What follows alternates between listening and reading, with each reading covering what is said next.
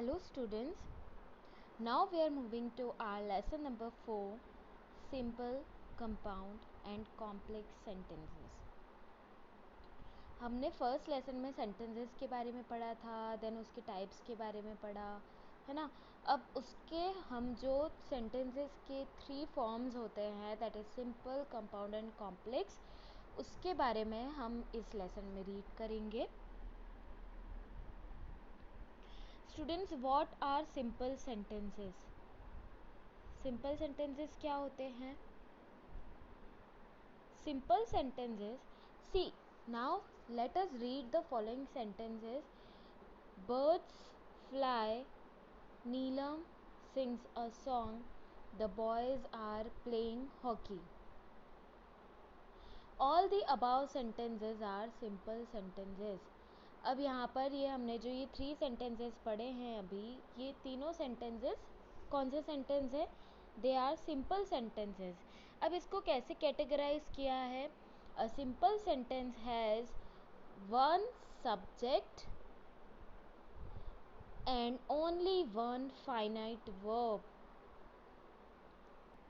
देखो, एक simple sentence दो चीज़ों से मिलके बनता है. First thing is subject and another thing is finite verb. The subject may be a noun, pronoun, gerund, etc. अब सब्जेक्ट को किस तरीके से हम कैटेगराइज करेंगे? वो नाउन भी हो सकता है, प्रोनाउन भी हो सकता है, जेरेंड भी हो सकता है. जेरेंड मतलब आईएनजी फॉर्म. एंड वर्ब भी हो सकती है, ठीक है, जैसे कि इंट्रांजिटिव वर्ब्स, लिंकिंग वर्ब या ट्रांजिटिव वर्ब. ओके, तो अब हम इसको पढ़ते हैं यहाँ पर. A simple sentence contains a subject and a verb that expresses a single thought that can stand on its own. मतलब एक सिंगल थॉट को डिस्क्राइब करेगा जो खुद पर स्टैंड कर सकता है. उसको किसी और सेंटेंस की नीड नहीं है मीनिंग कंप्लीट करने के लिए, ठीक है. A simple sentence is in it self an independent clause, और इसीलिए इसको हम क्या बोलते हैं? उसका एक खुद का इंडिपेंडेंट क्लॉज उस सेंटेंस में होता है, सिंपल सेंटेंस में. Now compound sentence, read the following sentences. He shut the door and she opened the windows. देखो, यहाँ पर दो सेंटेंसेस क्या है? He shut the doors and she opened the windows. The sentences has 2 clauses. अब इस sentence में 2 clauses हैं. कौन कौन से? He shut the doors and she open the windows, ठीक है. Both the clauses make good sense by themselves. Students, अगर मैं इन दोनों क्लॉज को अलग कर देती हूँ इस सेंटेंस में से, अगर मैंने इनको सेपरेट कर दिया, then still both the sentences have independent meaning of their own. जैसे ही शट द डोर्स, उसने दरवाज़ा बंद किया. शी ओपन द विंडोज, उसने खिड़कियाँ खोली, ठीक है. तो इन दोनों को अगर मैं साथ में बोलूँ तो भी ये सेंटेंस फॉर्म करेंगे, एंड अलग अलग बोलूँ तो भी ये सेंटेंस को फॉर्म करेंगे. Both the clauses make good sense by themselves, so such clauses are called main और प्रिंसिपल और इंडिपेंडेंट क्लॉजेज.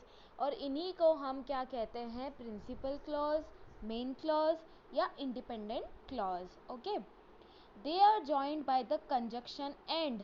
और ये दोनों सेंटेंस किस चीज़ से जुड़े हैं? It is joined by a conjunction that is and. Okay, a conjunction joining two main clauses are called coordinating conjunction. और ऐसे clauses जो दो main clauses को, principal clauses को या independent clauses को जोड़ते हैं, ठीक है, उनको हम कहते हैं coordinating conjunction, and such clauses are also called coordinating clauses. और ऐसे ही clauses को हम coordinating clauses भी कहते हैं. Okay, thus a compound sentence is one that is made up of one or two or more coordinate clauses. इसलिए compound sentence क्या हो गया? ऐसे सेंटेंसेस जो एक क्लॉज से, दो क्लॉज से या और उससे ज़्यादा क्लॉजेस से कोऑर्डिनेट होकर मिलकर बना है, उसे हम कहते हैं कंपाउंड सेंटेंस. ओके,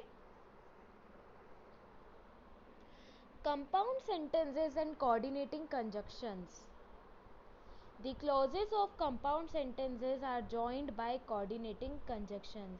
जो कंपाउंड सेंटेंस के क्लॉजेज होते हैं वो किस चीज़ से जुड़ते हैं? कोऑर्डिनेटिंग कंजक्शन से.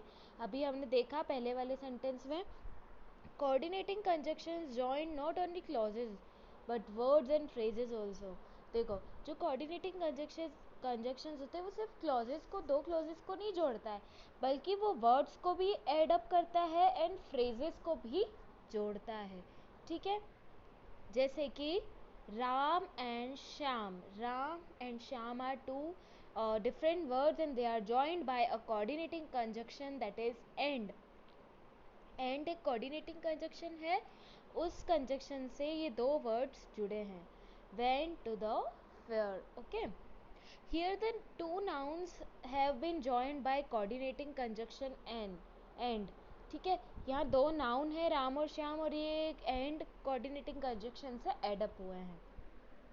The main coordinating conjunctions are and, or, but, either, or, both, neither, nor, yet, not only, but also.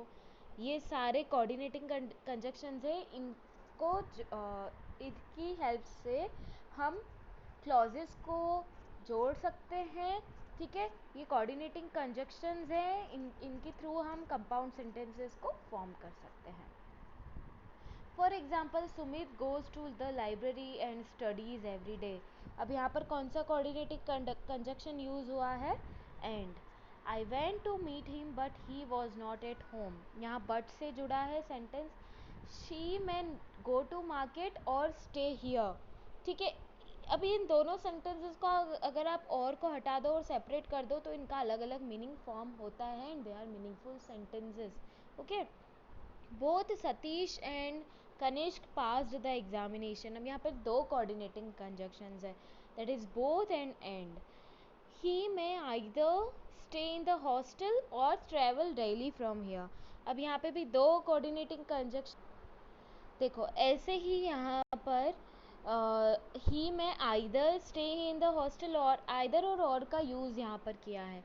And she is not only beautiful but also healthy. अब ये जो कोऑर्डिनेटिंग कंजक्शंस है students, याद रखना ये हमेशा साथ में लगते हैं. ठीक है, आइदर के साथ और लगेगा, नाइदर के साथ नॉर. देखो, ठीक है, जैसे यहाँ पे देखो, आइदर और, both and, neither not, neither nor. ठीक है, और येट अकेला ही लगता है, not only and but also. ठीक है, नॉट ओनली बट ऑल्सो का मतलब क्या हुआ? सिर्फ, जैसे कि अगर मैं इस सेंटेंस की बात करूँ, she is not only beautiful but also healthy, कि वो सिर्फ ब्यूटीफुल ही नहीं बल्कि हेल्दी भी है. ओके, देखो यहाँ पे ध्यान रखने वाली बात है, the conjunction and is a general purpose conjunction but is used for contrast and और इज़ चॉइस बिटवीन अल्टरनेटिव्स और थिंग्स. ये चीज़ें हमें ऑलरेडी पता है. ठीक है, एंड हमेशा जनरल पर्पस कंजक्शन की तरह यूज़ होता है, एंड बट हमेशा कॉन्ट्रास्ट में यूज़ होता है किसी चीज़ के, और हमेशा अल्टरनेटिव बताने के लिए यूज़ होता है. The correlative conjunctions both and either और आर यूज्ड फॉर एम्फेसिस. और ये वाले कंजक्शंस एम्फेसिस के लिए यूज़ होते हैं. Now complex sentences. ठीक है, अभी हमने दो सेंटेंसेस पढ़े, that is simple and compound. Now complex sentences. Sometimes we want to say something which can not be expressed in a single sentence or clause, then we put one or more clauses in a sentence. कभी कभी क्या होता है students, हम मतलब अपनी बात को एक सेंटेंस में एक्सप्रेस नहीं कर पाते हैं, क्लॉज में एक्सप्रेस नहीं कर पाते हैं, तो हम उसमें एक से ज़्यादा क्लॉजेस का यूज़ करके उस सेंटेंस को फॉर्म कर देते हैं. There are two ways in which we can do this. One way is to use one clause as a main clause. ठीक है, एक तरीका क्या है कि हम क्या करें, उस एक क्लॉज में मेन क्लॉज का यूज़ करें जिसको हम प्रिंसिपल और इंडिपेंडेंट क्लॉज भी कहते हैं, and add other clauses with subordinate meanings. ठीक है, और उसी में हम अदर क्लॉजेज को भी ऐड कर दें जिसके कुछ सबऑर्डिनेट मीनिंग्स हो.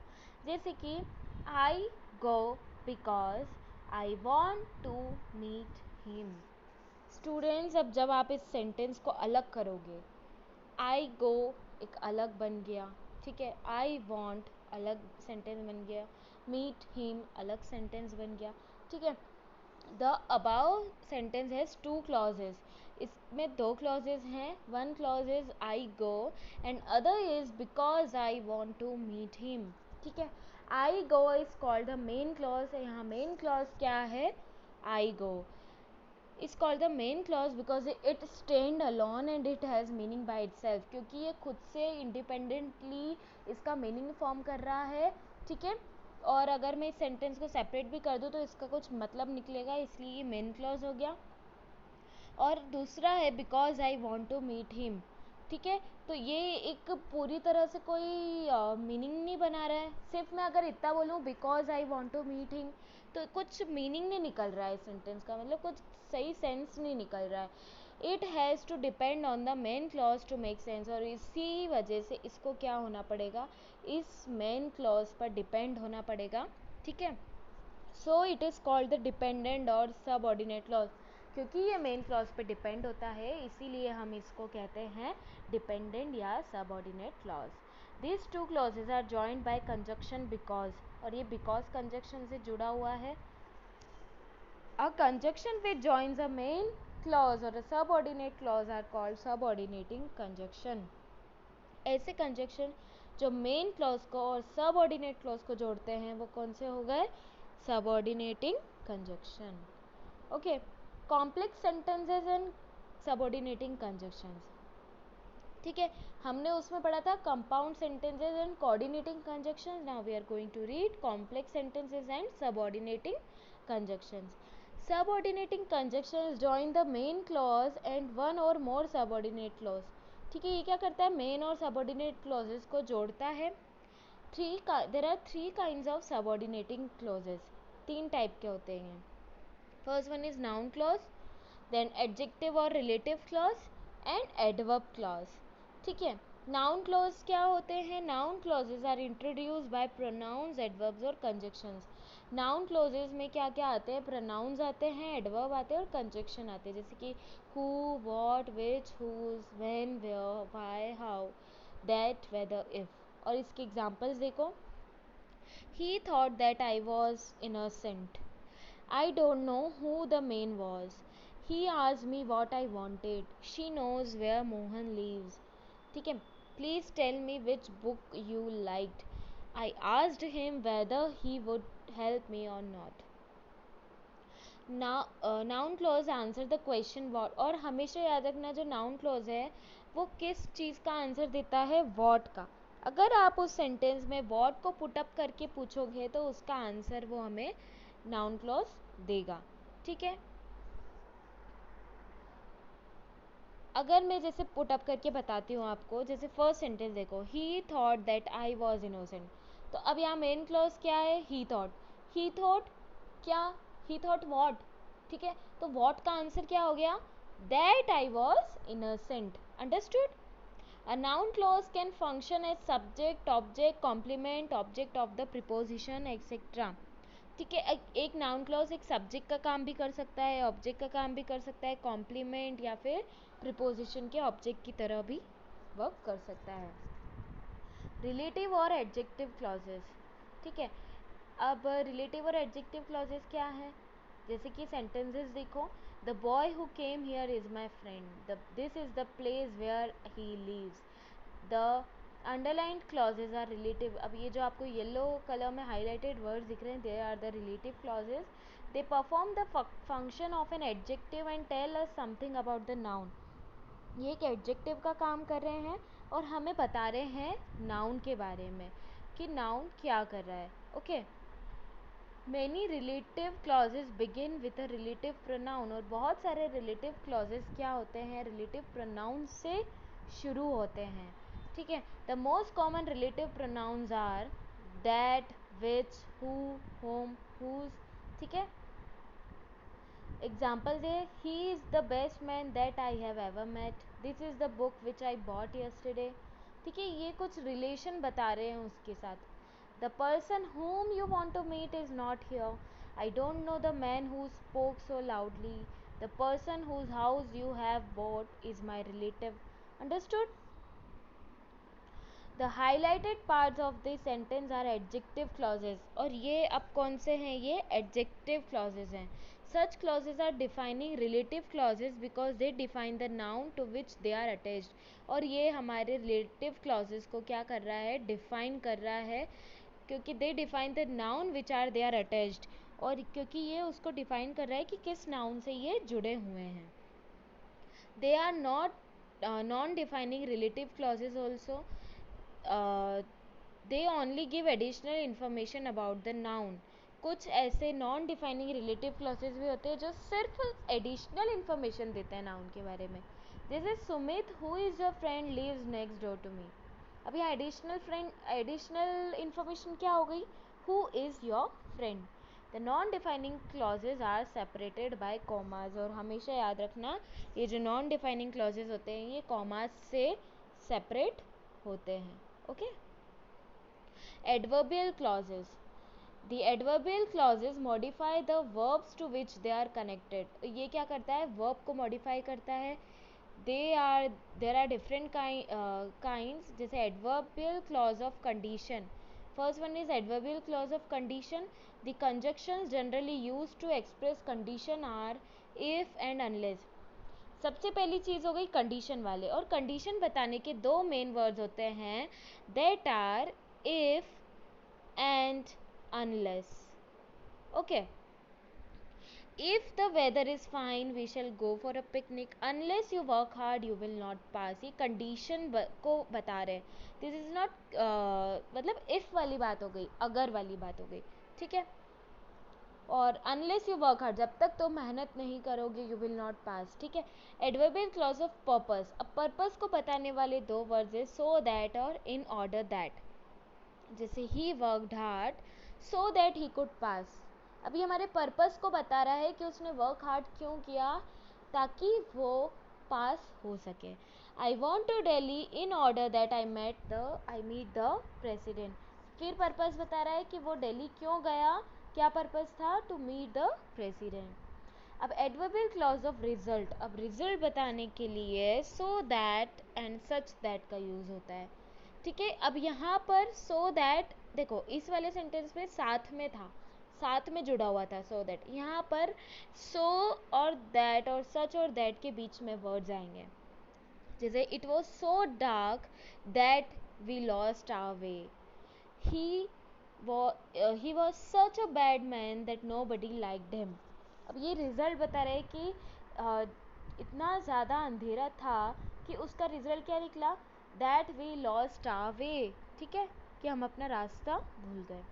ऐसे एडवर्बियल क्लॉज ऑफ रीज़न. अब reason, adverbial clause of reason बताने के लिए सिंस, एज, बिकॉज इन वर्ड्स का यूज़ करते हैं. जैसे शी वॉज एबसेंट. अब यहाँ रीज़न बता रहे हैं हम क्यों एबसेंट थी, because she was ill. Since as she was ill, she was absent. Understood? Adverbial clause of place. The conjunction used to express places are where, wherever. ठीक है. जो places को बताते हैं वो कौन से conjunctions हो गए, where और wherever. You already know this. You can sit where you like. Okay. ऐसी comparison वाले conjunctions है जैसे as और then. ठीक है. as and then. He can't run as fast as he used to do. It is a comparative adverb. Okay. Now adverbial clause of manner बताने के लिए as का use करेंगे. He did as he was ordered to. जैसा उसे कहा गया था, तरीका बताया. Okay. adverbial clause of concession या contrast. ये वर्ड although और yet से जुड़ता है. जैसे although he is poor yet he is honest. अब ये कॉन्ट्रास्ट कर रहा है कि भले ही ऐसा था लेकिन ऐसा है. जैसे कि भले वो गरीब था लेकिन वो ईमानदार, भले वो गरीब है बट वो ईमानदार है. ओके. Adverbial clause of time. अब टाइम बताने के लिए बहुत सारे हैं, जैसे when, before, after, till, since, while, no sooner did, no sooner did then, hardly, had, when, as soon as. ठीक है. जैसे his father died when he was young. I have not met him since he arrived here. ठीक है. They came after I had gone. Let us start before the sun rises, ठीक है, जो किसी time को बता रहे हैं. So this was all about the three sentences: simple, compound and complex. Now exercise number 1, write whether the sentence is simple, compound or complex. Students, I think अब आप easily solve कर सकते हो, find out कर सकते हो कि कौन से type के sentences हैं. जैसे he sent out on his journey early in the morning. ठीक है, this is a simple sentence. Okay. Combine the following pair of sentences to make compound. अब इसका कंपाउंड बनाना है. याद रखना, कंपाउंड सेंटेंस किसी कोऑर्डिनेटिंग कंजक्शन से जुड़ेगा. She is beautiful, she is intelligent, तो हमने क्या जोड़ दिया, she is beautiful and intelligent.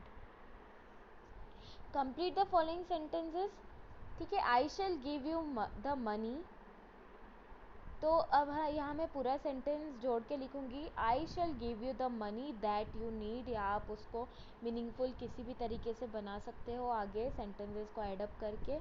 ठीक है, बट याद रखना वो मीनिंगफुल होना चाहिए. So this is all we have learned about the sentences. Thank you.